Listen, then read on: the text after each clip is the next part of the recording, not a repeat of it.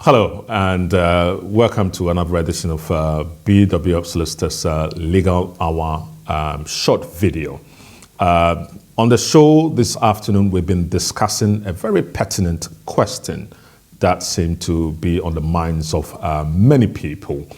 We've been asking the question whether or not being named as a father on a child's birth certificate is a definitive proof of paternity. And in answering that question, we looked at the British Nationality Law 1981, particularly Section 59A, and then related it to the British Nationality Proof of Paternity Law, which is 2006, which has been amended in 2015. Now, Section 59A, so 59A as in capital A, of the British Nationality Law Act 1981 basically says that when a child is born, the father of the child is the person to whom the mother of the child was married to at the time of the child's birth, unless otherwise, through Human Fertilization and Embryology Act, there's a proof that there is somebody else who is the father. If that is not the case, then we revert to a section which has been amended in the 2006 British Nationality Proof of Paternity Law, which is the 2015 amendment, and that is Section 59AC. And that basically answers the question that we've been deliberating on.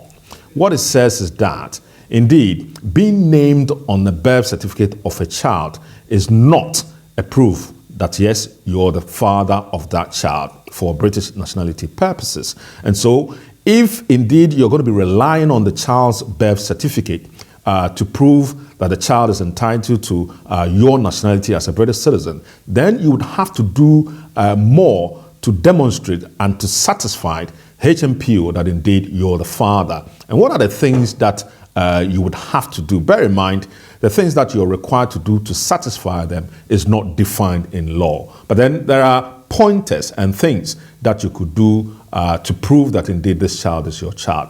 And some of the things that we mentioned were the fact that you were there when the child was conceived. So say, for instance, if you were in Ghana or you were abroad, you could prove with your passport that indeed you were there at the time that the child was conceived. Medical report stating your name as the father, or if you have other documents from other institutions which are basically supporting the claim that you are the father, you could use all of that. Again, photos of you and the mother and the child from infancy or from the day that the child was born up until the date that the child was making the application are all evidence that would be accepted by the HMPO. And failing all of that, you could also provide a DNA test to demonstrate that indeed you're the father of the child. Bear in mind, we've discussed that DNA is not a legal requirement. And so the HMPO or Home Office cannot impose that on you. They cannot force you to provide a DNA test to prove that indeed you're the father. You can only volunteer that. And indeed, if you decide not to do it, they will not use that against you. They will only use the evidence available to them to prove that indeed you're the father, and on that basis, issue the passport to the child. Bear in mind, this only takes effect from the 10th of September 2015.